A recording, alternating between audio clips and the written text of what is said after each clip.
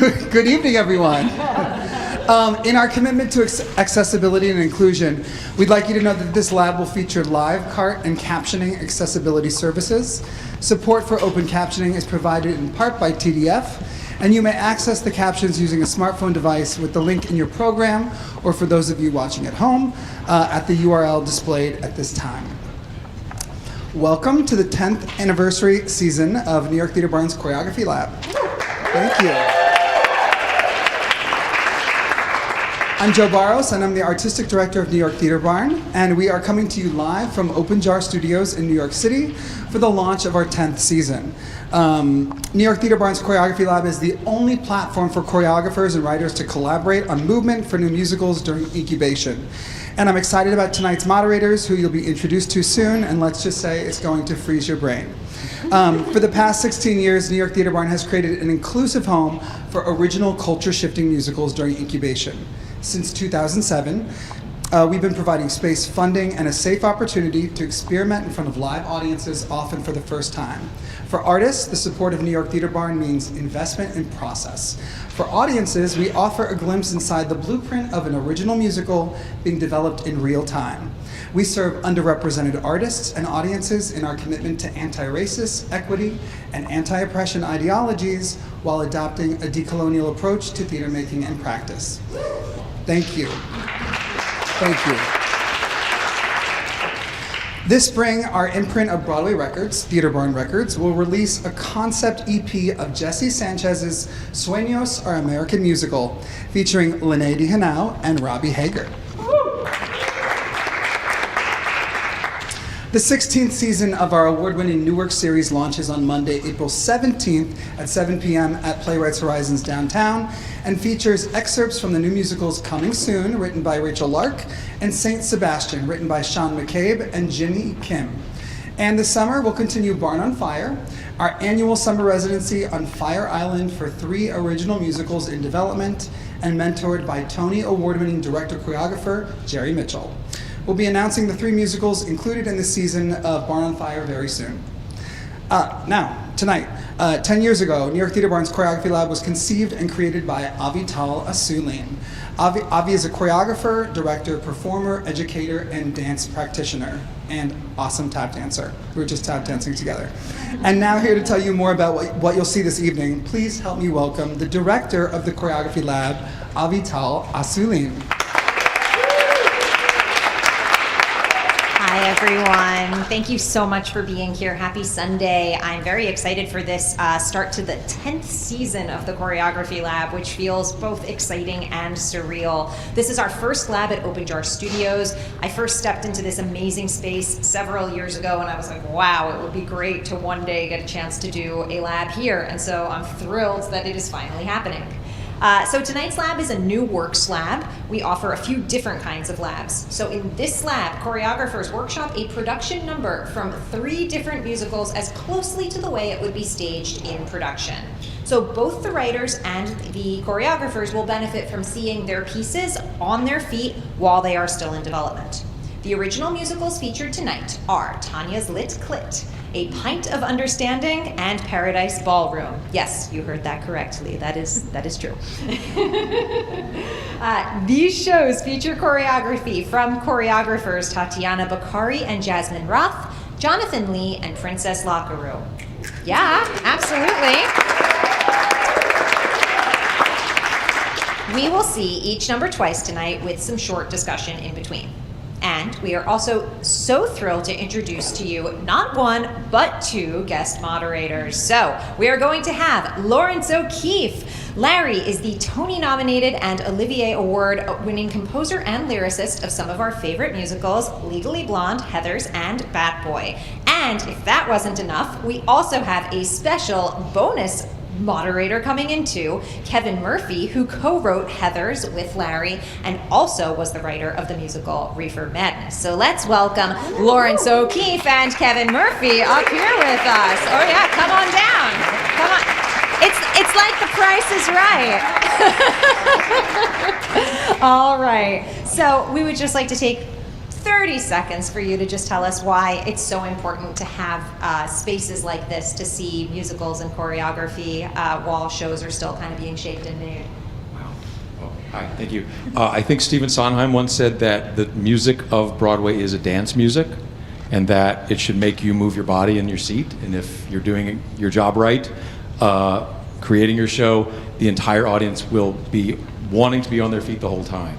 Another wise person once said that Broadway shows are like a Frankenstein's monster stitched together between, hey everybody, everyone get up and dance and enjoy our tribal exercise in solidarity, and also shut up and sit down and listen to an important story. And if you could do both at the same time, you have a Broadway smash, I guess. There are so many times when I have wished, oh, I wish we had had this moment on its feet so we could physically work it out. Because when you tell the story physically and visually, suddenly you don't need as many lyrics. Suddenly you don't need as much, oh, somebody just gave snaps for that. You could tell the story often more efficiently visually, and this is an amazing opportunity to sort of get those muscles warmed up, I guess. I think a thing like this is wonderful because when you're writing book music and lyrics, you got three Beatles, and you need 4 Beatles, and the 4th Beatle is visual language. And I think really understanding style, tone, what the rules are for your universe, you don't really get that until you see human beings moving and figuring out how the show looks. And I think that you don't get a chance to do that sitting in the studio. You need to be in a place like this. Yeah, amazing. Great. Well, thank you, you two. So we will have them back with us periodically. We're going to see each number. They'll come up and give us some thoughts. We'll take a little audience feedback as well, and then we'll rinse and repeat for numbers 1, 2, and 3. So thank you so much for joining us today. Amazing. Thank you. Oh, yeah.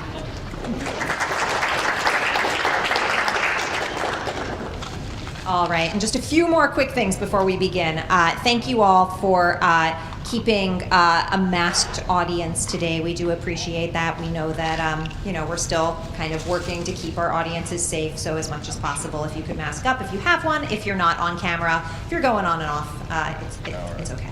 And then finally, we just want to offer some quick thank you to the Amber Foundation, which is a foundation that helps make all of this possible, Broadway Dance Center, and Full Out Creative, who you see making all of this live stream possible. None of this would be possible without all of the support of all of these amazing people and venues. So we are ready, so I think it's time for us to get started. Our first number of the evening is from the new musical Tanya's Clit. We are so excited about this show, which is both developed by and a special co-production with Experimental Bitch Theater Company.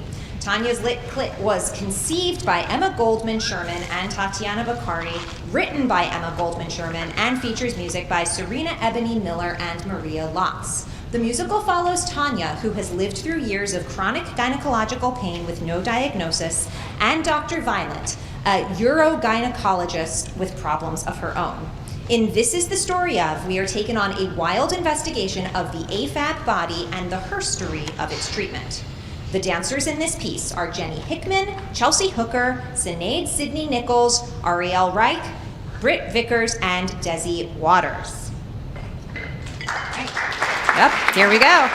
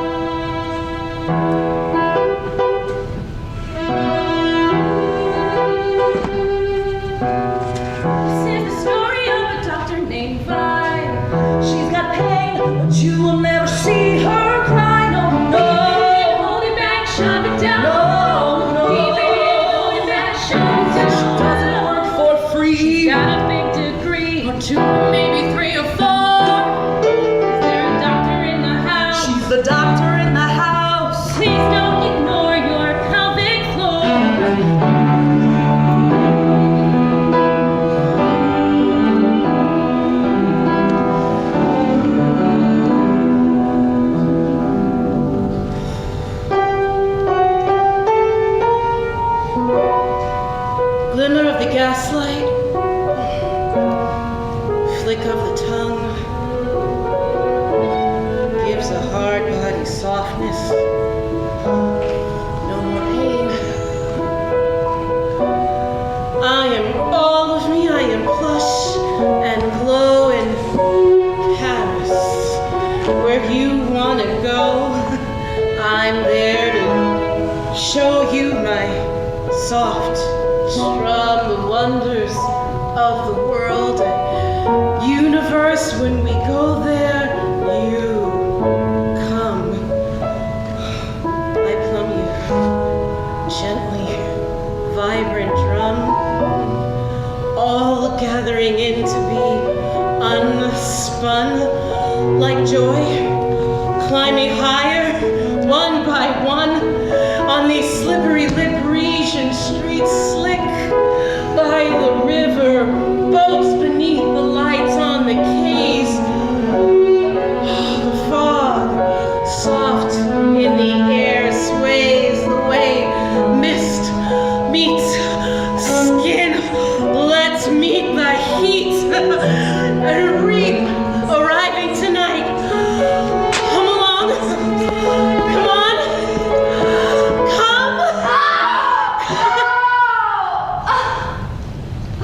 Come on, really. Sorry, excuse me. It's okay, Tanya. You'll be fine, Tanya. I hope you try. No, I have to go. We know. You went. You don't know that. You can't see. We see. It's fine. I couldn't help it. We know. I have a problem. I'm so sorry. It's funny that they're my friends. You got me the tickets to this. I appreciate it. Just We're your chorus now. Everyone in pain gets their own chorus. I am in pain. Come with us. No. I'm not in this. You are now. I don't want to be in this. You need a hospital. We have a hospital right here. And doctors. No, this isn't my story. I'm a dancer. Calm down. No!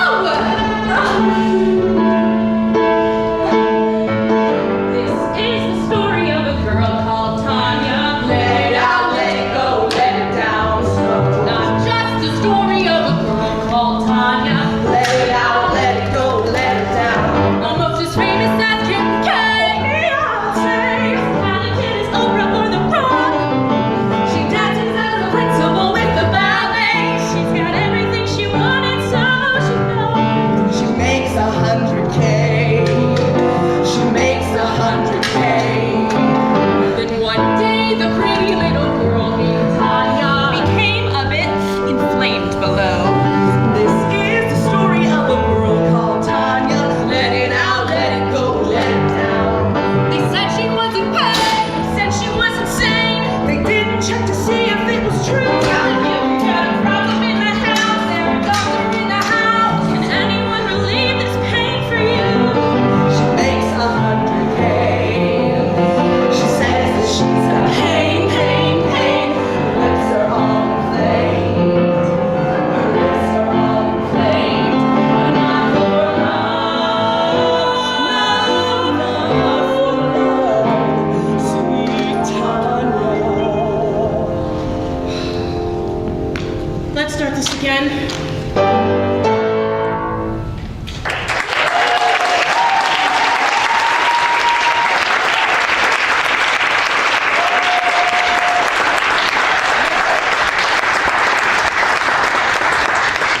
All right, thank you so much. Now we are going to bring back our guest moderators, as well as Tatiana and Jasmine Roth, the co-choreographers of this piece. So I'm going to make sure you two come over here. I'm going to bring these two over here. Yeah. I'm trying to make sure all of our thirds are correct. Yeah, well, we're trying. It might be right, it might not. I don't know. It's okay. It's fine. This is Tatiana. This is Jasmine. Just to make sure that we're aware. So thank you. I loved your piece. I loved getting to see. There was such wonderful, like undulating, pelvis-rooted movement that I felt like really supported the storytelling that I really enjoyed. That it was really a pleasure to see up on its feet. I'm going to step out for a second and see What's your thoughts? So the white guys can tell you how to fix your show. Sorry. I'm honored to be here. I don't know if I have any suggestions to make it all. You guys are great. I would also like to know the names of the artists who did it. Because Chelsea Hooker. Chelsea Hooker. Jenny Hickman. Jenny Hickman. Desi Waters. Desi Waters. Ariel Fantastic. Wright. Ariel Wright. Brittany Vickers. Brittany Vickers, amazing job. And Serena. Hi, Serena. Ebony Miller. Hi. and Eli. Oh my gosh! Congratulations, wonderful stuff. Wow. Yeah. Well, that, obviously there are ways in which I cannot relate. There are ways in which I can. Endometriosis runs in my family on almost all of the women in my family, and it's a painful reminder of how fragile the human body is. So it was a bit of a jolt, and that was great. That is my personal reaction to the facts. The other question is the drama. Yeah. In other words, it seems like an opening number. Is that correct? Great. So it is the introduction of the story of a girl named Tanya, as you said, and also yet it is another person's story too, and they're gonna duke it out over over whose story it is. I can tell. When I write a show and when I'm looking for a show, I'm looking for the drama, and when we say drama, we mean the surprise we don't know is coming, or the argument in which you don't know who's going to win. And the argument could be between people, could be between ideas, between people's agendas. So when that happens, how do people put forth their gambit to win? It's usually through proposals, transactions. So one transaction I saw was Tanya started as audience, and you fooled me. It was great. I was like, "Who's this annoying person behind me?" Tommy. You totally fooled me. That was great. And she came out and got sucked into the drama by her own body, which is great. So opening numbers have a different vocabulary from the rest of the show. Usually, you're setting the table. You're signing the contract with the audience about what we can expect. And I think I have a good hint as to that. I think if I had any suggestions, it would be finding proposals and transactions as early as the very beginning. Because the doctor was really interesting. Oh, the coat comes off. I'm wondering why. Who does the doctor care about? What does the doctor want out of life? The doctor is then doing some poetry, which is beautiful. I'm not sure why. Yeah. This could be something where the lyrics could very directly illuminate and be illuminated by the physical, by the visuals. It might not be. Usually when I don't understand something, or when an audience doesn't understand something, it's my fault. At the lyric level, at the book level. And so if the staging is clear and simple, I'm all set. In this particular case, I felt the visuals were great, and they were pulling my attention away from the story. I didn't know who Dr. V was, why Dr. V wanted, what Dr. V wanted. So I think there may be a collaboration in revisions and lyrics, as well as the interaction between these people, these awesome dancers doing great stage pictures. What do they want from her? What does she want from them? What is their relationship? This could be clarified on the lyric level. It could also be clarified on the visual level. And that's all I have so far. Hey, so I really enjoyed watching this. I think the movement vocabulary was lovely. I think the performances were great. I think the music was just absolutely lovely.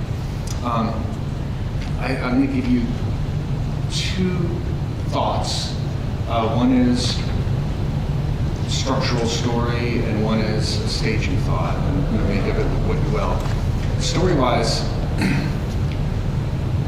I was thinking a really good, strong opening number functions as a little one-act play. There's like a beginning, a middle, and there's an end. And I feel that what you guys presented and what I saw were two small one-act plays with a beginning, middle, and end. And what I might suggest is there's something wonderful. By the way, one thing I really loved was the naturalistic entrance of Dr. V, and how it just sort of turned into aches and pains, and it sort of generated the chorus pain demons, which was really elegantly done.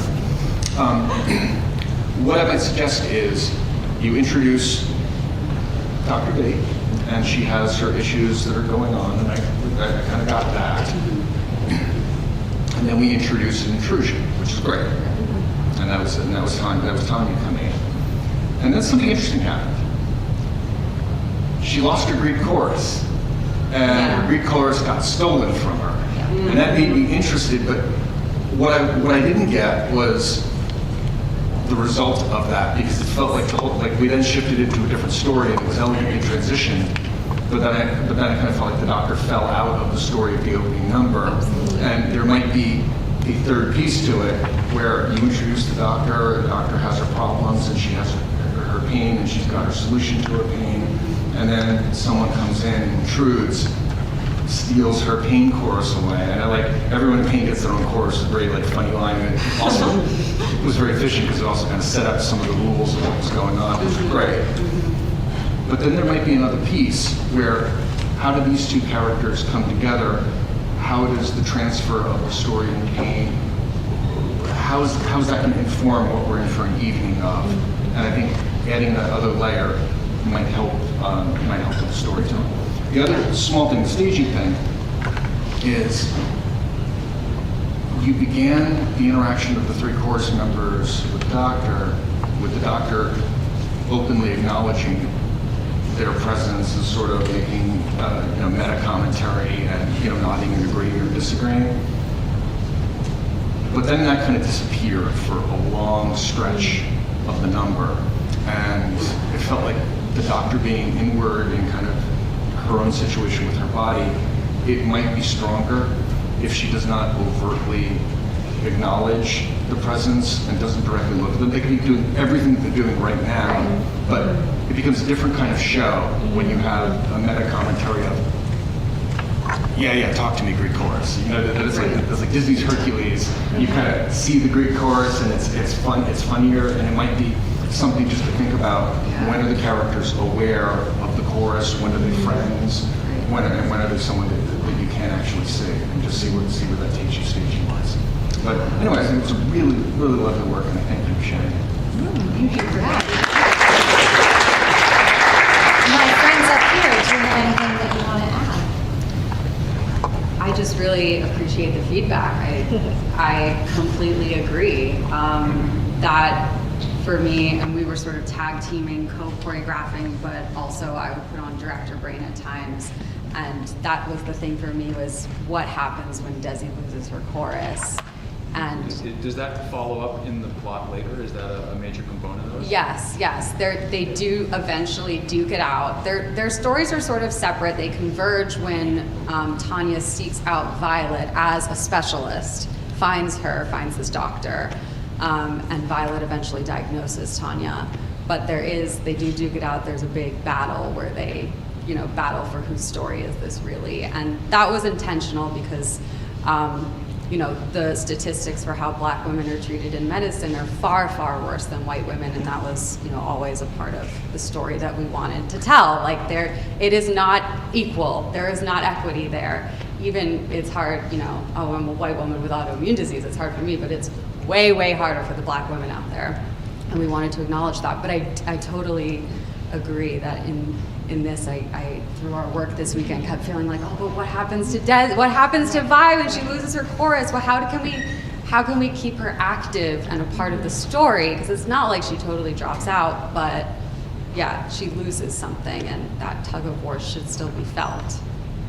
And the comedy should still be felt. I don't know. How do you feel? Yeah, no, that was all really, really wonderful, helpful feedback, and I think that last part about the staging and the rules that are implied with the staging around the functionality of the chorus is really, really helpful. And thinking about, as we break the rules of the play, then what remains and what continues to get broken, or what fractures more, what comes back, and Amazing. Cool. Well, I'm not sure if we sometimes take some audience feedback contributions. I feel like audience right now is like, don't come over to me with this microphone, don't do it. But if anybody has anything that they would like to add to this, I'm coming, absolutely. I was just curious about the chorus. Hold on, I'm gonna. Thank you. Who are they in the beginning? And then what is their transformation when they switch over? And what is their desire? What are they looking to, or whose side are they on? Yeah. So they essentially, the way we've been talking about it in rehearsal is they're like pain vultures. That's the phrase we've been using. Pain demons, pain vultures.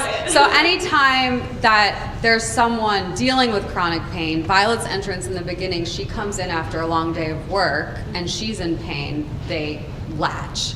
Tanya comes, tries to leave the show she's watching, breaks Violet's play.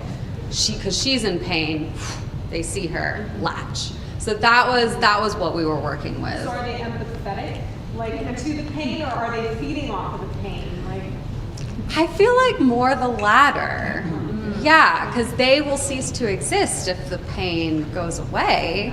They probably want to fight to continue to exist. Right. I mean, I think in that way, they're kind of a metaphor for the medical system, right? That exists as this thing that is there to help you and also only exists if you are in pain and whatnot. So there's that aspect of it. As both characters are navigating that system, you know, the chorus is also playing a role in shepherding that along, and I think we tried to experiment with that feeling of being out of control when you're entering, both when you're in pain, but also when you're trying to navigate that system and feeling lost within it.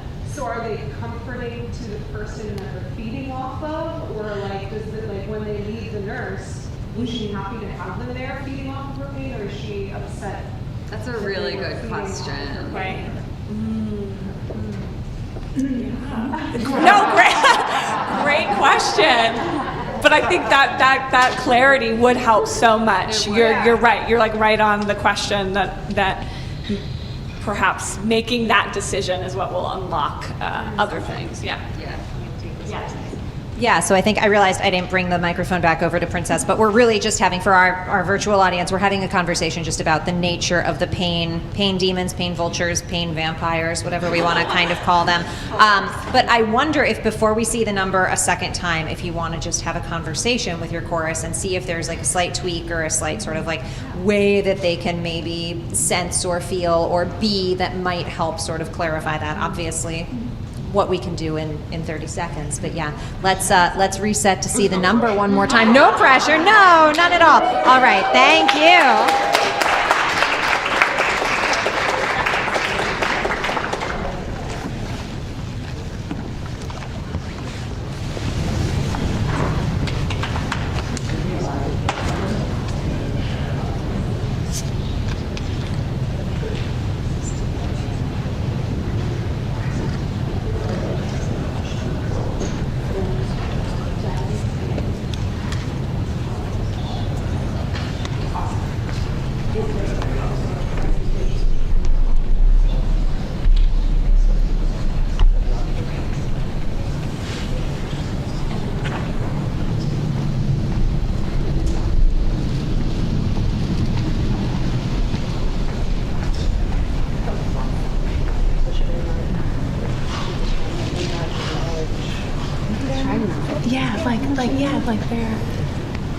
We see them as the things that are adding like this more spiritual. Ignores the pain and energy. Yeah, she joins in. So then the classes are just coming. In the orgasm moment, one of her hands rests just above her body instead of touching her. Yes. You are the force, but they're not making physical contact. So what is Desi's opinion? Does she feel the lack when they go away? Yes. Okay. You have to feel And something. how empathetic or comforting is the chorus for the antagonist then? So we're comforting together. You're comforting, but to the It's in order to manipulate the means to our end. Right. I like that. Right. Great. So go hard into that. Yeah? Great. I even think there's that moment when I try to leave and I can try a little more and you can really, Right. It's like that we have that energy between each other. I think that's a way to go for a moment where her friends, and then we become, I think there's some like Those sharper fuzziness there. Maybe, the sharper switches. I wonder if we do like a We're your chorus now. Some initiative. We'd like to tips right from one Tanya. Before we say we're your chorus now. Yeah. She's like, paint it out. As we're tracking her. We're your chorus now. Yeah. As we're tracking her, we can sort of do this, and then we can do it right.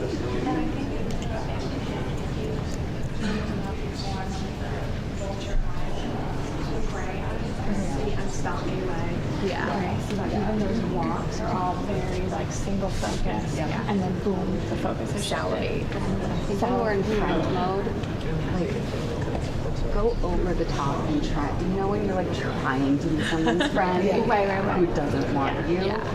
But go there. Yeah. Does that? No, Right. you're still not. Does that change? No, you go further and you stay here. But you too. Okay. Yeah. I feel like you can even go. But she's got enough pain for all of them. Yeah. This one. Okay. All right.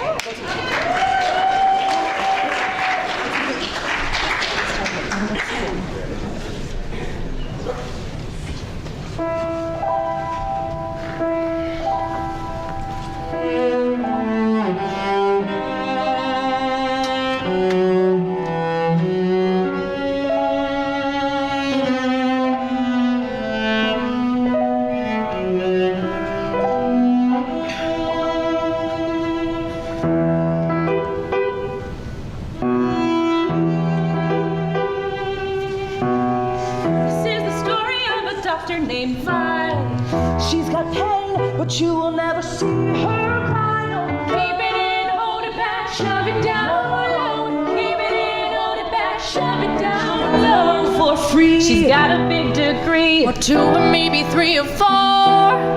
Is there a doctor in the house? She's the doctor in the house. Please don't ignore your pelvic floor.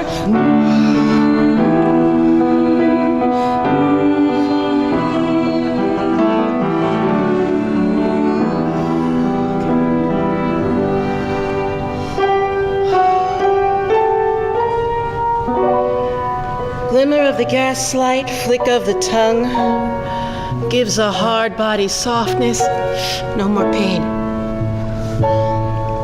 I'm all of me, I'm plush, I'm glow in Paris where you wanna go.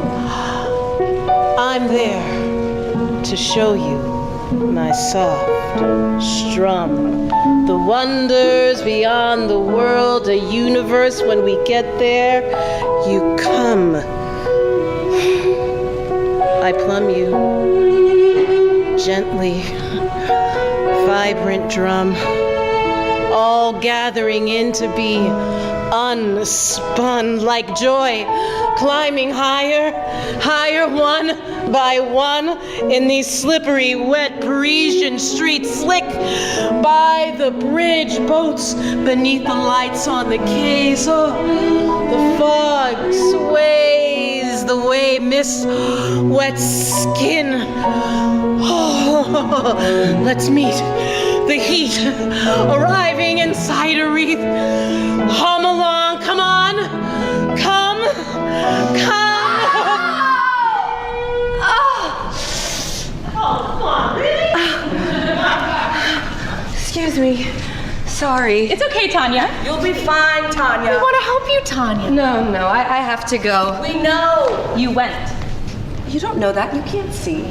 We see. It's fine. I couldn't help it. We know. I have a problem.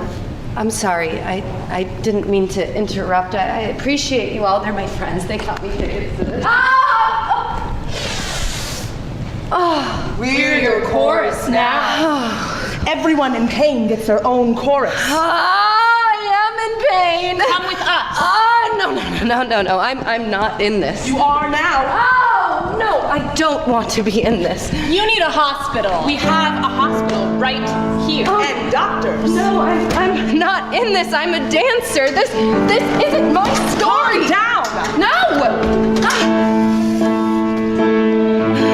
This is the story of a girl called Tanya. Let it out, let it go, let it down.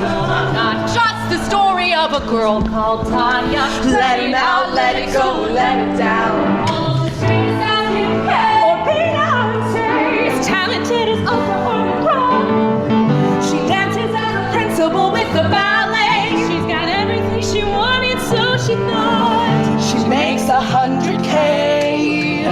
She makes 100K. I also make 100K.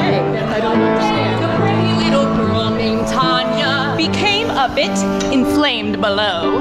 This is the story of a girl called Tanya. Let it out, let it go, let it down. They said she wasn't paid, she was insane. They didn't check to see if it was true. I'm telling you, we got a problem in the house. It's an emergency. Can anyone relieve this pain for you? She makes 100K. She says that she's got pain, pain, pain. Her lips are all inflamed. Her lips are all inflamed, but not for love. Not for love. Sweet Tanya. Let's start this again.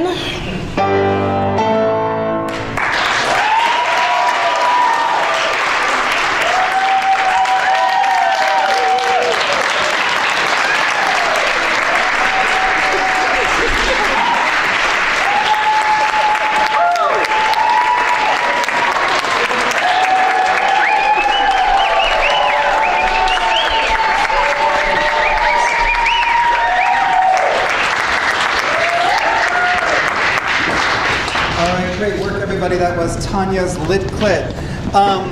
We also forgot to tell you that the second round of the presentation obviously has a close-up camera, so that is a thing. That way we have two different perspectives. We have, sort of a proscenium perspective and also a close-up for, a digital world, because we also have people at home watching. We'll be back in a moment with our next piece, but I mentioned that Theater Barn Records will soon release a concept EP of Sueños, Our American Musical, a new show by Jesse J. Sanchez about 3 generations of a Mexican-American family and their pursuit of the American dream. Theater Barn Records will also be releasing a compilation album called The New Musicals Mixtape. A show we developed with Graziella Danielle and Prospect Theater Company, The Belle of Tombstone, will be featured on the album. The original musical tells the untold true story of the Jewish wife of legendary frontier lawman Wyatt Earp and includes a cast of all women. And now, here's a video of Nasia Thomas in the studio recording Nothing Like the Girls at Home, written by Sheila Ray and Michelle Browerman. Take a look.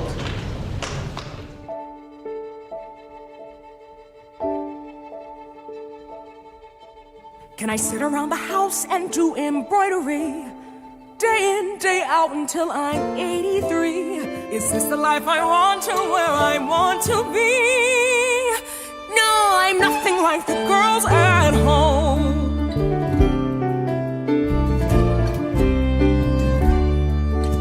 Could I spend hours welcoming my friends to tea, baking little cakes for all my company, stuck at a piano playing minuet? No, I'm nothing like the girls at home. I'm tired of being someone that I can never be. I want to find the person that's buried inside me. I can't go on pretending I'm somewhere I belong.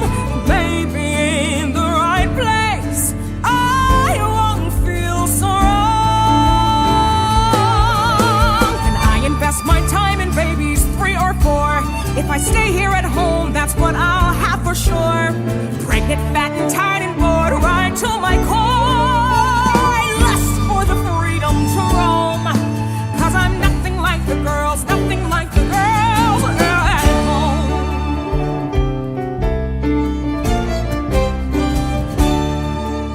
I've always had this burning, it's deep inside of me. The fire of adventure is flaming to break free. It's driving me to find out what life could have in store. This hunger's like a calling to get out and explore. I can't go back to living like I did before. Something in my spirit says there's so much more, and that'll be the life that I am headed for. I can't watch my dreams turn to foam. No, I'm nothing like the girls, nothing like the girls, nothing like the girls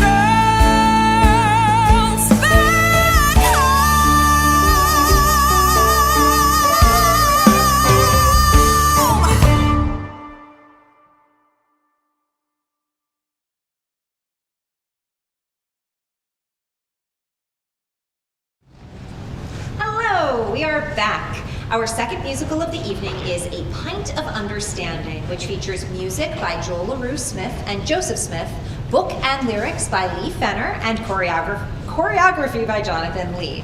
A Pint of Understanding follows the politically charged story of Professor Chester Washington III, a renowned African-American scholar who was mistakenly arrested after breaking into his own home. It's in the police report, the police officers of the city of Bainbridge defend the falsified, misleading report of Sergeant Tim O'Connor, the officer who conducted the arrest, out of loyalty to their colleague. The dancers in this piece are Les Gibbs, Kenneth Herrera, Julia Miller, Amy Mitchell, Greg Sim, and Ava Trocanio.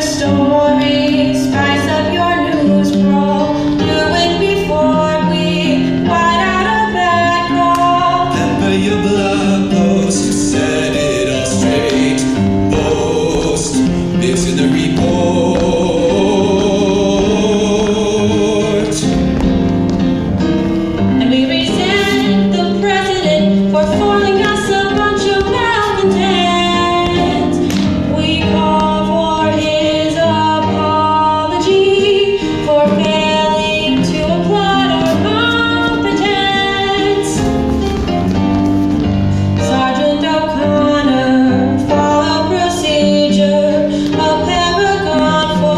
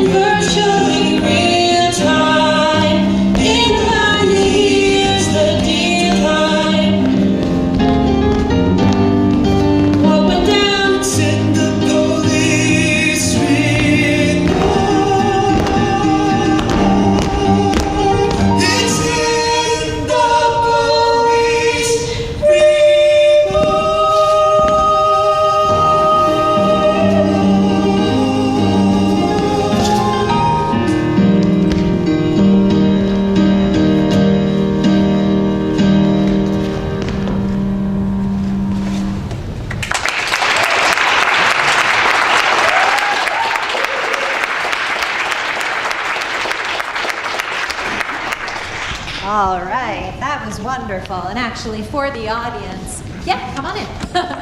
Here, if you want to state your name. My name is Julia Miller. Hi, I'm Greg Sim. Les Gibbs. Amy Mitchell. Ava Turkiano. Kenneth Herrera. Amazing. Hello. Thank you so much for being here. So you can chill off to the side. Let's bring our lovely moderators back up, and let's bring up choreographer Jonathan Lee, who we haven't seen yet. Yes, amazing. Oh yes, and well we have the lyricist and book writer Lee Phenner, who is here in the audience right now. The composers of this show are out of town, and so they were not able to be here. But we have one of yes. All right, here we are. Oh, I'm sorry, you're in trouble, because I'm both going to tell you I love the stuff, but I'm also going to make suggestions, which is, by the way, when producers or other people, outsiders, tell you, here's what I don't love or don't understand, that's great to listen to. When they say, here's what you should do, that's where you should be very wary.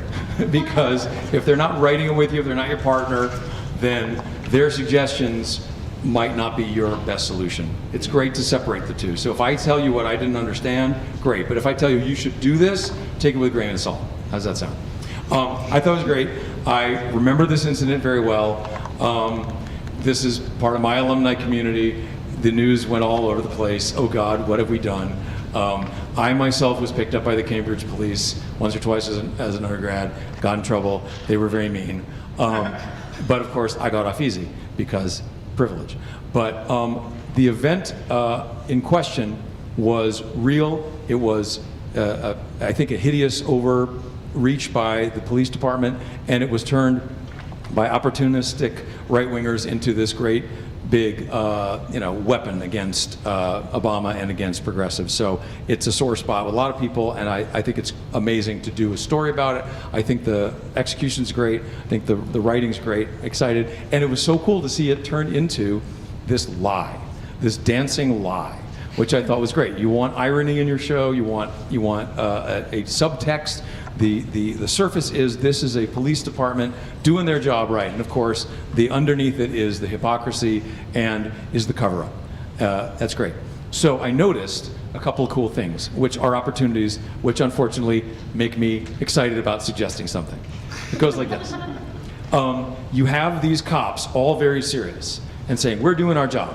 Then you have a scene between, I guess, O'Connor and the supervisor, in which I guess the supervisor says you have to cover it up. You got to change the report. Did I get that correct, or I got it wrong? There's what felt like more of an intimate scene that was just between two people, as opposed to the outward-facing police conversation to the world. Is that correct? Oh yeah, good. Yeah. Here, Lee, come on up. Well, yeah, yes. That was fantastic. Thank you. Thank you. It was inspired by real events. You're right. The arrest of Henry Louis Gates in 2009. We fictionalized it considerably, and so in the story, there is not a scene specifically that you refer to. So well, how do you mean? I saw a moment when the focus was on two cops, and one was telling him you need to change your story, or you need to fix the problem a bit. It was more like that was more of a drama scene as opposed to the press conference-y outward turn. What was that scene about? No. From the lyrics themselves. Yeah. Sorry, I'm like, wow, how much do you know about this? I'm very impressed. Well, actually, I think one of the nuances and one of the very important points of tension is that this was ripped from the headlines. There was an African-American police officer who was the spokesperson defending the wrong actions of the white police officer. Right. So in the lyric, there is an exchange, but they're still overtly saying, this is the official story. Right. So what is the spokesman asking of O'Connor? Because it sounded like the spokesman was saying you need to do something better or different, or did I imagine? Well, I took creative liberty on that. Just hearing the song, and I was like, okay, we're gonna create a vignette, and it's like, I don't know if that was the intention, but they were like, go ahead, go for it, and I was like, I took creative liberty on It was and a then- nice. It was a nice contrast within the piece. In other words, it began outward facing, we're all united front. Then suddenly, an intimate scene with two people with a possible disagreement. And I that's like what I was that. going for. And then, and then it went back to the thing, and that's a great contrast to have a three-part section. Use the microphone. Oh, sorry. Thank you. So it had three sections: the outward-facing press conference-y bit, then the spokesman in some way is talking to Officer O'Connor, and it seemed to me like exhorting him, demanding him, requiring him to fix something or improve something, and then it went back out to the world. And I liked that three-part section. Here's where my suggestion might come. Two parts. One is if there's some way physically that the tete-a-tete, the two-part conversation could be more intimate and maybe more naturalistic, because the extensions of dance are so wonderful and they possess their own value visually and they tell a story. If this could become less dancey and become more of a conversation to accentuate the naturalism in that moment, and then it turns back out into the dance for the press conference resuming or for the end of the piece, that would be nice. The other possible suggestion is, and this knowing a bit about the Cambridge Police, if over the course of the song the cops begin to smile more and more as their story solidifies, as their situation gets stronger, and as their narrative gets tougher and begins to dominate the discourse, maybe these cops who are so professional and so stentorian and are so serious begin to exult and, yeah, we're badasses, or, yeah, we're in charge of the narrative, yeah, we win. If there's some way visually that their faces or bodies could imply that they are coming to, yeah, we're now enjoying this. We had a problem, we had a bad PR thing, we've turned it to our advantage, and now we're winning. That would be my only suggestion. It's an extra step. This is exactly where a producer might say, here's what you need to do, and this is where you get to say, no thank you. But those are my 2 cents. Yeah. Of course, are in the city of Bainbridge, though. Oh yeah, sorry, Bainbridge.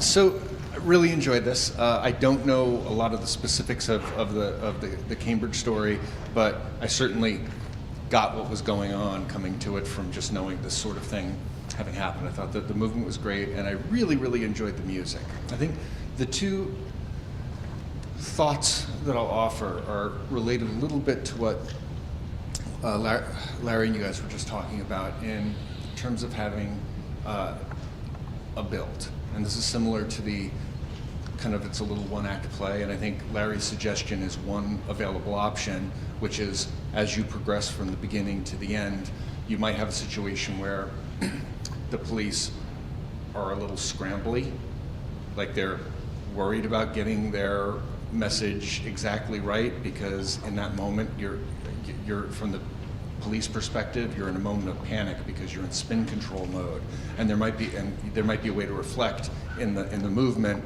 that we're there, or there's a moment that takes us to get there, and then as we move deeper and deeper into the song, there's more confidence. And maybe at the beginning, for example, your O'Connor is not. Maybe there's a little boy bit where he's got pangs of conscience and he's feeling the enormity of what he did, but as the echo chamber around him talks about what a great guy he is and what's amazing, that by the end you feel that we've made a journey, that there's an arc, and then he's beaming like Captain America at the end of it. So I'm way on board with my partner here on that, and I think you guys can decide what that arc is. I'm not trying to dictate that, but I think that having a feeling for the audience that you end in a different place from where you began it's good storytelling. The other thing which I'll point out, and I think do with it what you will, is tone. Because the thing that's wonderful about this is there is a warmth to the music, and there's a kind of like groovy, sort of like jazzy feel to it that is very that's in sort of comedic, ironic opposition to what's actually going on situationally, which I found very, very enjoyable. And there was a moment I wrote down, was it like O'Connor's the man, and there were some moments where I was like, oh, this is really funny, and I think it, and this ties into the other note, is that I thought that it could be funnier from the beginning if I better understood going in, oh, this is a freaking cover-up, and I'm watching this. So so that leads me back to the other note. If there's a little more organized chaos in the way that you approach the staging, then when the audience starts talking, because the fun of it, of the text is, they're not just defending this guy. They've chose to double down on, this guy is the second coming of friggin' sweet Jesus. And I think that because you're using that sort of exaggeration, and this is what I was talking about at the very end, that you sort of learn when you see the piece on its feet, what the tone of the piece is. And I think I would maybe challenge for the movement to maybe oomph up a little bit more to support the irony and the comedy of the dark comedy of what's going on in the thing. But overall, I think it was really satisfying. It was really fun to watch, and I just thank you. Yeah. I thought that was wonderful. Audience friends, do we have anything that we are curious about? Yeah, I'll take it over to you, Harold. Thank you.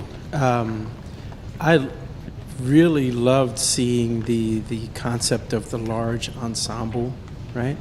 And I'm curious, I wonder what could be explored, and maybe it's something you're thinking about in other parts of the show, other parts of this this show where this might come up and take shape in different ways. What it would look like to have some variety in the ensemble of officers behind him. So if I think about, I don't know, this might sound silly, but like the Seven Dwarfs, and how each one has a distinct character. It doesn't have to be over the top, but I just have this picture in my mind, and it's just my opinion, a picture in my mind of a collage of these different types of officers. They know how to come together, but there are times when, let's say, if they know no one's watching, then they may not all, and I would suspect that this is true about the real incident, that not every single officer, when the public wasn't watching, was on board with the decisions that were being made. And when it was time for them to do their job, they did their job.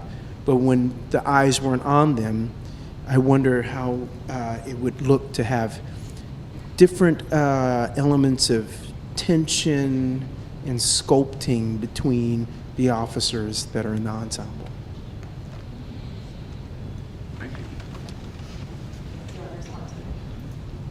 Well, first of all, thank you. I appreciate the feedback and the suggestion. When I heard the song, basically, this has been happening for a long time, and it happens way too often. And when I spoke to Lee and Joel and Joe, this is a song out of the songs that I heard that they sent me that really stuck out for me, because it's like they are, regardless of color, they are all loyal to the blue. And I wanted to create a blue wall and show that as well, because as we do want to keep it light, but it's also on a serious matter, because I also want to acknowledge the social message behind what you guys created. So yeah, that was something that I wanted to share with the dancers, who are fantastic, and thank you for all your talent. But yeah, I did want to show that it's like, even behind the scenes, even though they won't, they might disagree with what has happened, their loyalty is to the blue, So that's what I wanted to create. Cool. Well, listen, I think it's time for us to see the number one more time. Quick, go give them any, if you want to have like 1 or 2 seconds of feedback. And then thank you so much for all of that wonderful feedback, everybody. We'll be back in about 30 seconds, those of you who are here, with one more showing of It's in the Police Report.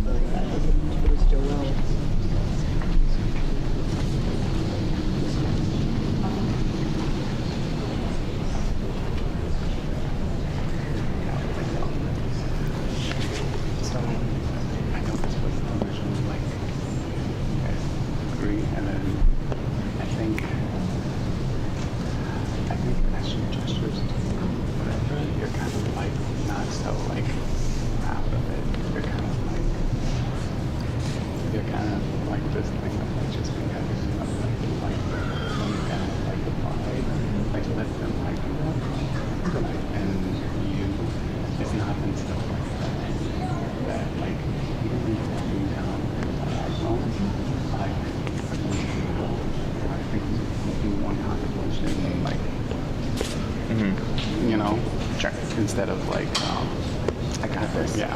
You know what I mean? Okay. So that's mostly for you. Cool. Yeah.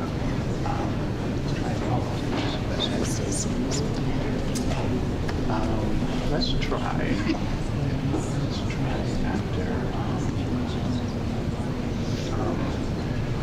after the diagonal, when you guys come out of the diagonal, when like we're looking, let's go with the smiles. Let's go. Yeah, all right, let's try. Yeah. Yeah. Mm-hmm. Yeah. Mm-hmm. We're all gonna be like, Yeah. So proud. Yeah. I'm glad.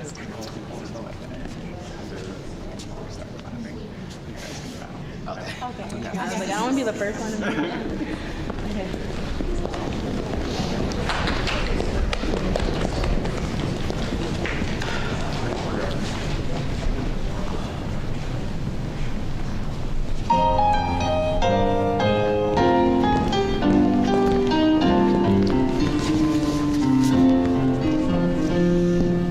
Good afternoon. My name is Officer Chandra Jones.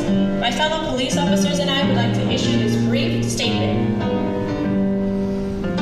Sergeant O'Connor, follow procedure. He serves with honor. If you should need your person protected, burglar detected, O'Connor's their man.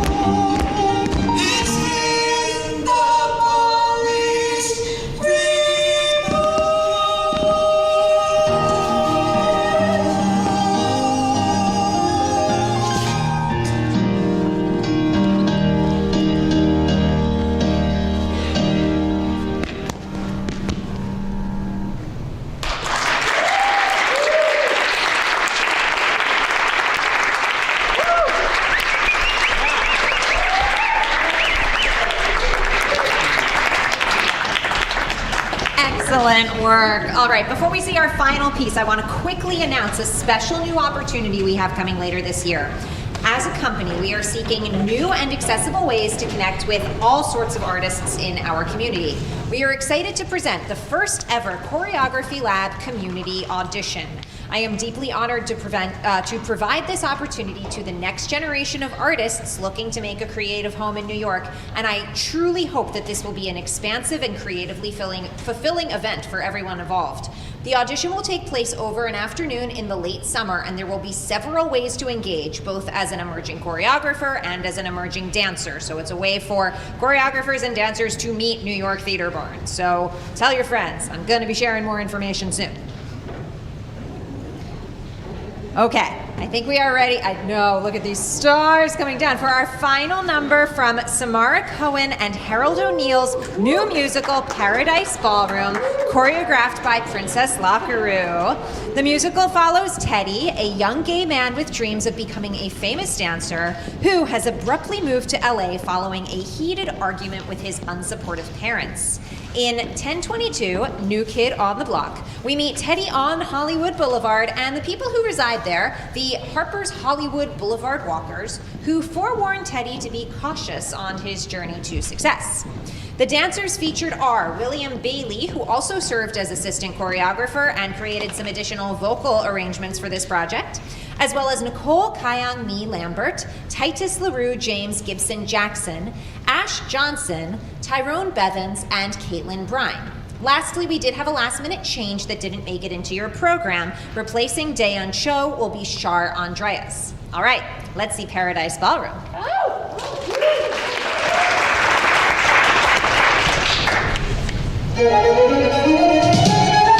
Hot damn!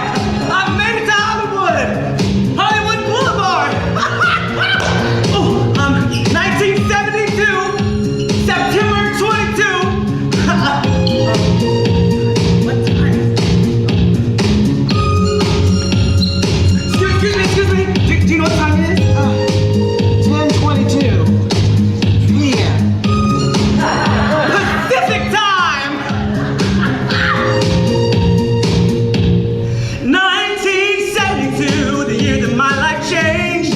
Watch me take a leap for the stage. I will never go back. It's close to me. All of those who don't believe in me. I'm a boy with a dream, and as lost as I seem.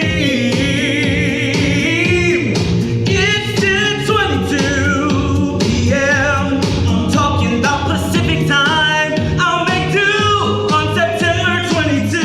Hey girls, did you hear? There's a new kid on the block. The new kid on the block.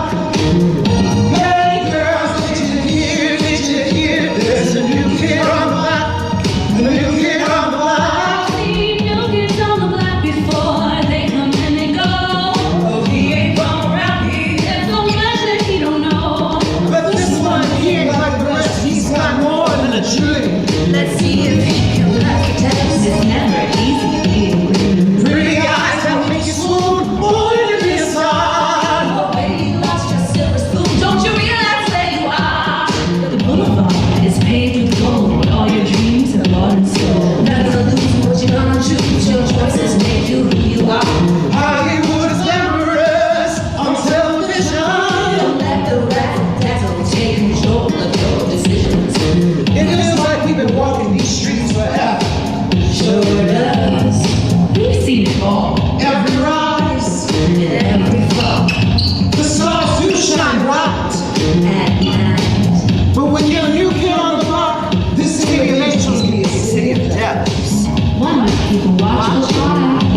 There may be evil lurking nearby. In Hollywood, it's either eat or get in. And everyone on Boulevard is a star. Today is the day I won't forget. This precious day I won't regret. The city of angels, the stars are born. I'll keep my eyes on the prize and I won't be torn. As I stand among the stars, the spotlight can't be far.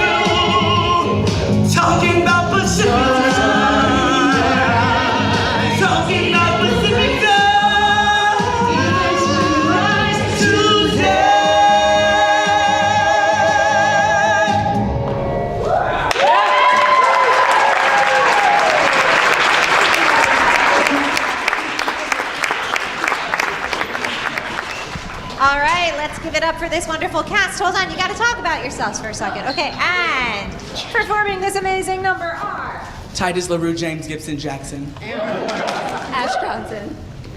Samantha Weiss. Shar Adrius. Tyrone Bevins. Caitlin Baby Richie Byrne. William Bailey, also known as Jada Valenciaga. Nicole Kyungmi Lambert. amazing. Thank you again. All right, so now you can hang tight for a second before we see it again. Let's bring up our guests. Let's bring up our co-writers. And yeah.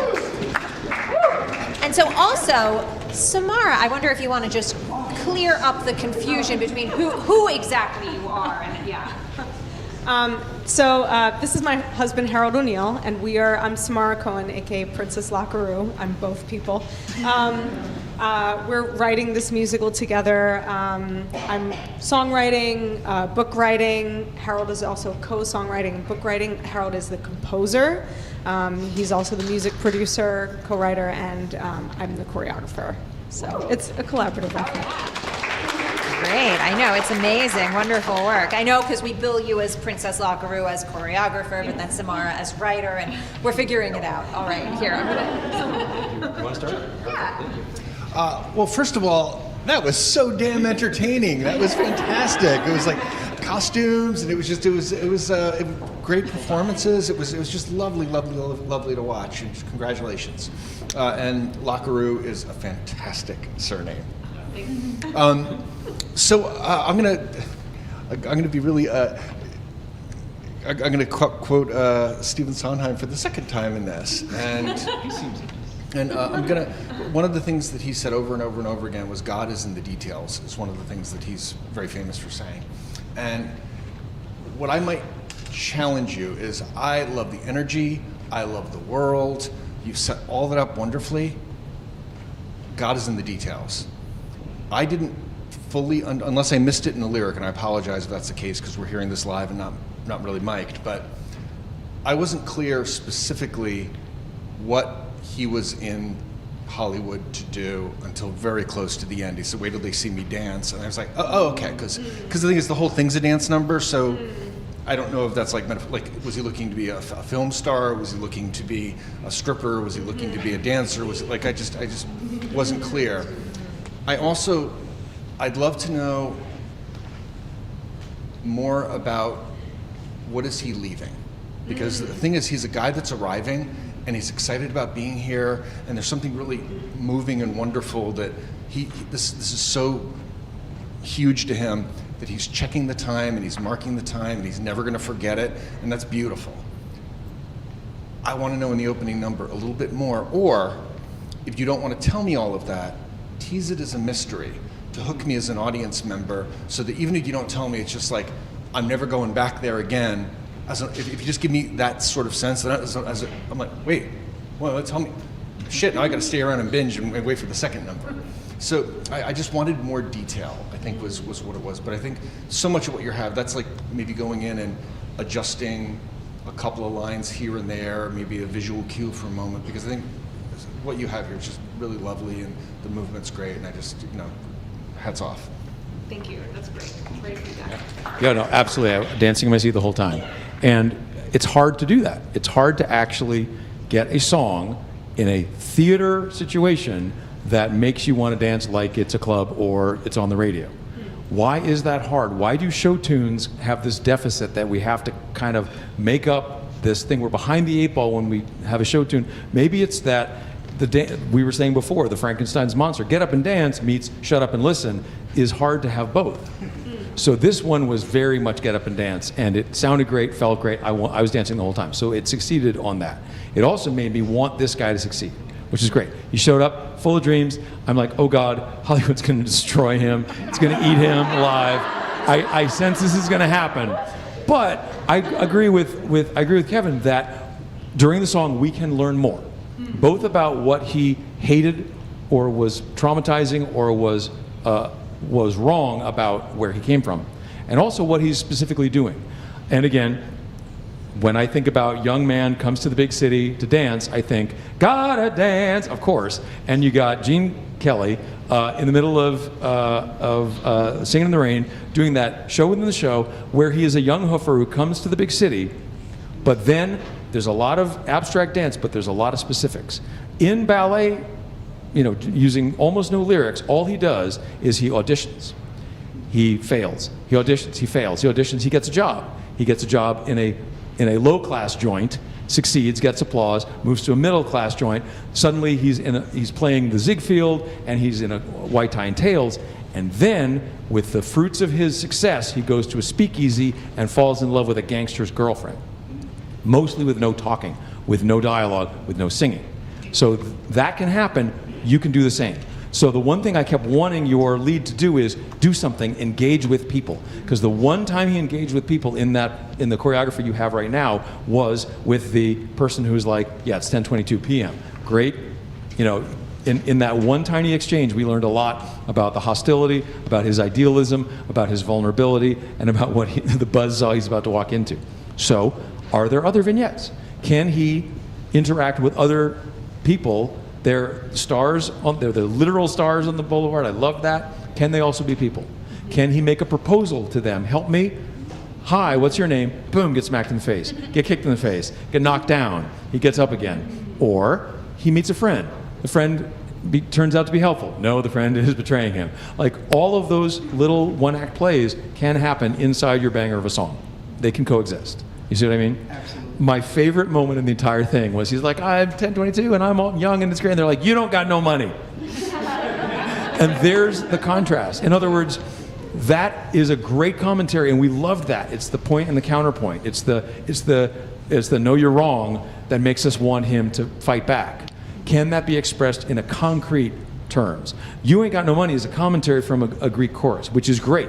Can the same lessons be happening visually from the people he meets? I think it's okay to have plot moments inside the song. You don't need to sing about it necessarily. I agree. You have some lyric changes, some new ones. I kept hearing 10:22 and I kept going, well, wouldn't it be 10:25 by now? So that made me go, okay, I think you might want to look, because repetition is so important in your songs, in the lyrics, to be hooky, and yet you do want to build on top of what you have. So I would say, on the lyric level, you might want to say, okay, what else can we add to support his actions? What is he trying to do? Who's he trying to meet? What job is he trying to get? Specificity, visually is great, lyrically is great, but overall, look, you made us dance for 3.5 minutes and love every second of it, so you're already well on your way.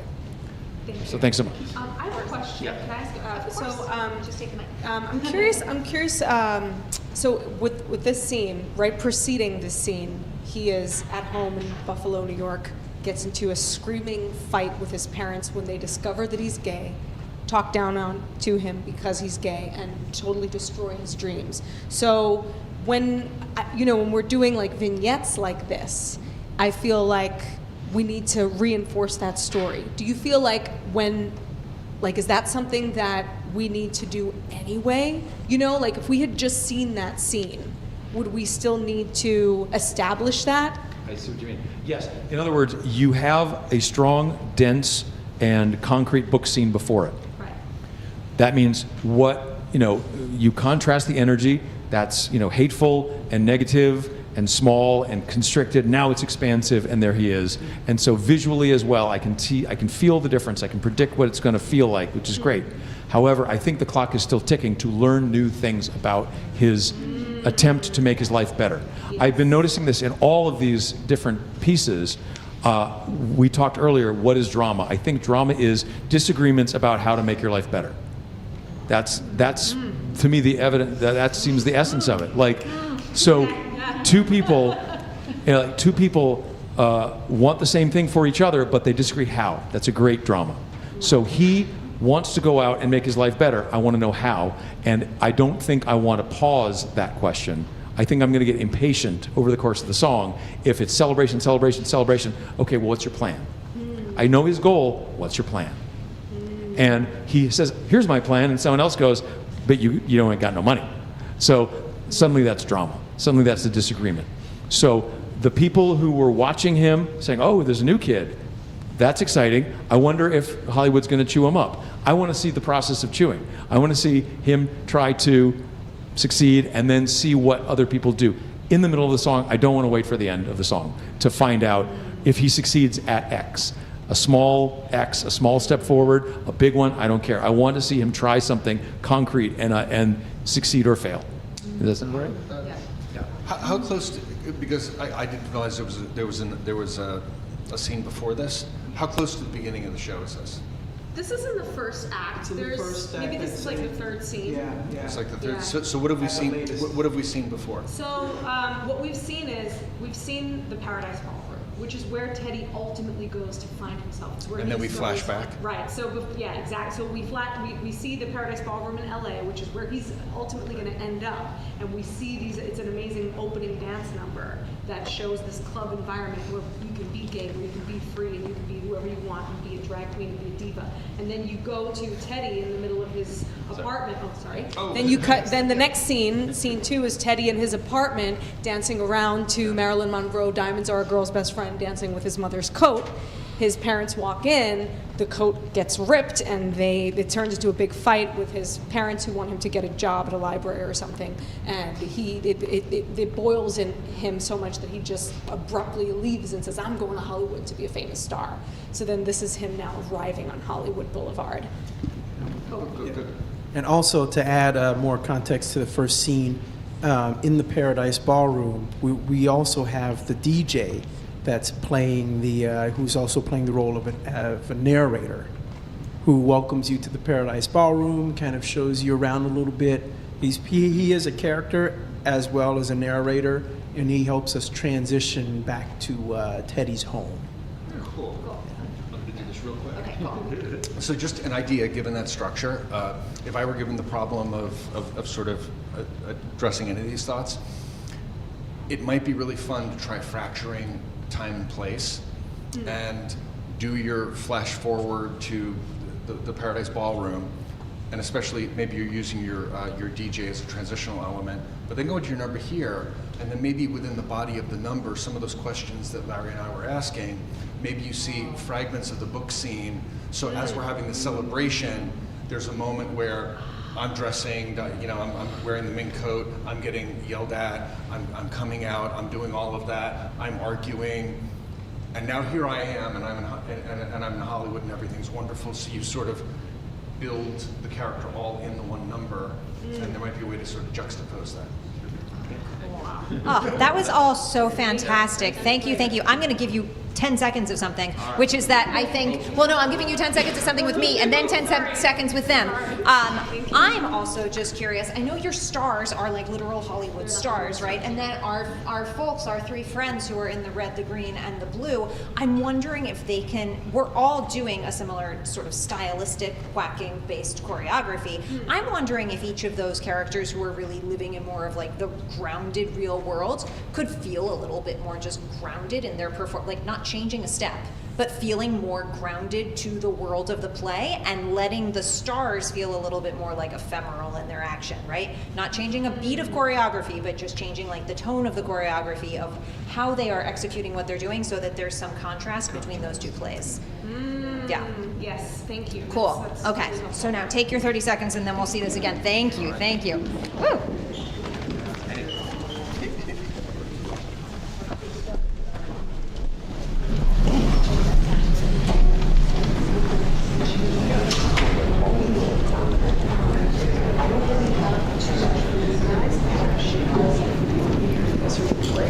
Now, I think what you should do is when you come out, that opening scene between you and Jada, don't take as much time, doing, but maybe you can just say something like, they didn't think I'd make it here. They didn't believe in me. When I'm a famous dancer, my parents are going to wish that they gave me their blessing. Ad lib. That's the idea. You want to convey. When you come out, no, when you first get in, I can't believe that we made it to Hollywood Boulevard, but then it's also loaded with, they didn't think I'd make it here. Well, I'm going to be a famous dancer, and they'll see, look, it's 1972, September 22nd, the day I arrived in Hollywood. See if you can add the day I arrived, the moment, what time is it? You know what I mean? Another note I have, when he he's singing about 10:22, he's saying it over and over, I think it'd be cool for you to say, it's 10:25 now. Something like that. When I do that. Whenever it feels right. If I can figure it out. At the end, when they're doing stars and 10:22, it's 10:25 now. Maybe then. See if you. I'll figure it out. And then, and then one other thing for you. This is what I have for you. I love what you're doing with the stars, how you're interacting with them, and then when you're interacting with them, actually interact with them. And maybe Ash, you turn away from him. He tries to touch your star, you move it. Maybe Tyrone, you grab onto him. And go around him, and then you got to get away from Tyrone, right? And then I don't know, you make up something. Maybe you're shooty, or maybe you're flirtatious, and exactly. So give them just different things and react to that, but just keep aware of what the timing. Go ahead. So just thinking about your interaction with him, the way you interrupt, maybe towards the end of that last chorus, things are kind of calming down, and he says 10:22. Just if it's 10:25 now.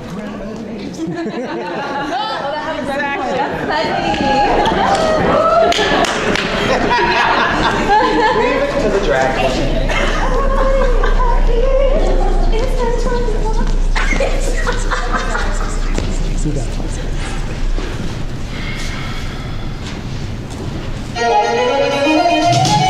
Hot damn!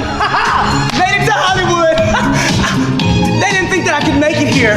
I'm gonna show them. I'm gonna be a famous star, a dancer. And you know what? I got here today. It's 1972, September 22nd. This exact day and the exact moment. Excuse me. Do you know what time it is? It's 10:22 p.m. Pacific time. 1972, the year that my life changed. Watch me take a leap for the stage. I would never give up. I'm as close as can be. You to all of those who don't believe in me. I'm a boy with a dream, and as lost as I seem. It's 10:22 p.m. I'm talking about Pacific time. I'll make do on September 22.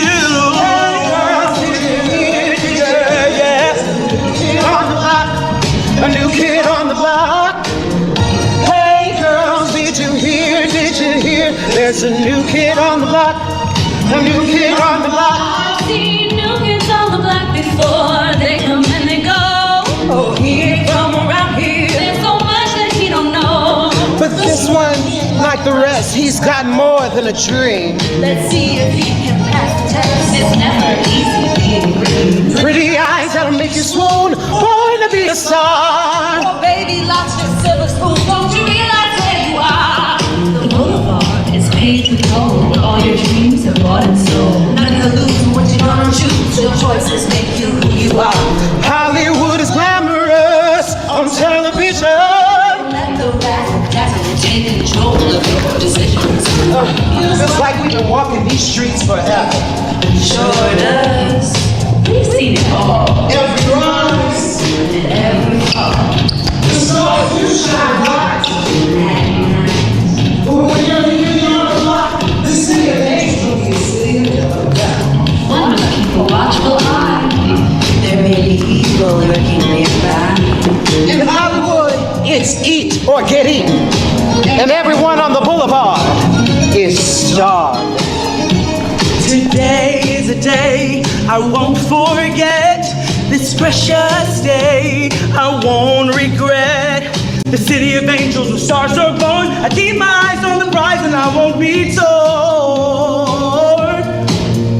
As I stand among the stars, the spotlight can't be far. I'm a boy with a dream, and as lost as I seem.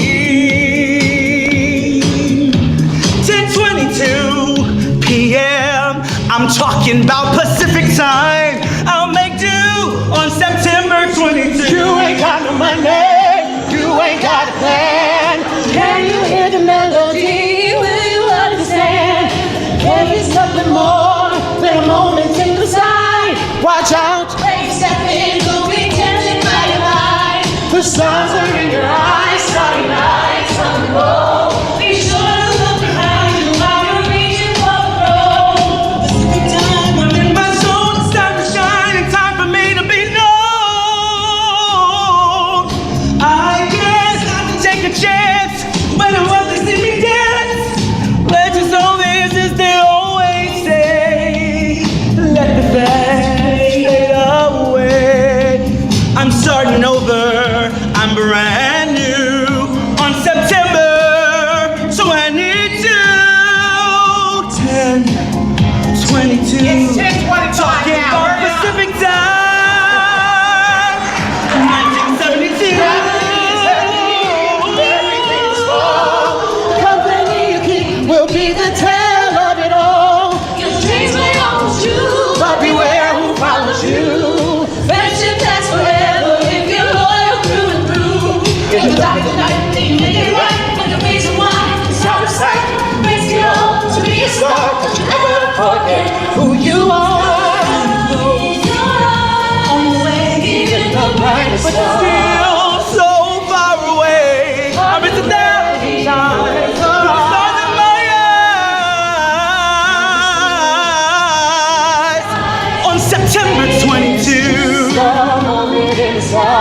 It's talking about the stars are in your eyes. Talking about Pacific time. Tuesday.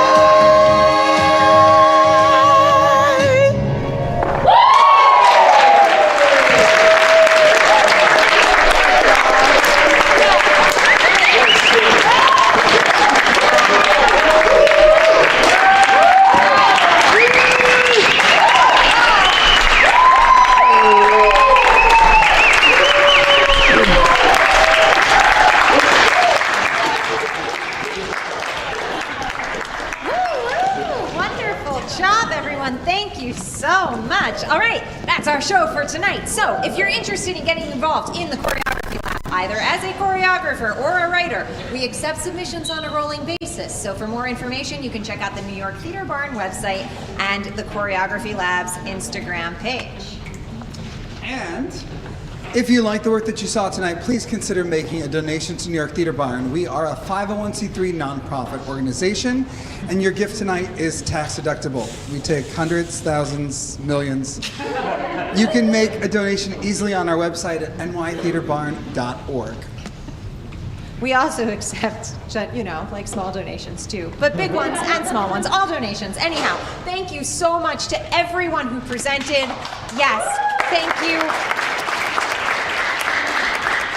Thank you to the writers, the choreographers, the moderators, and thank you Open Jar Studios in New York City. Thank you for supporting live theater, and have a wonderful night. Good night all.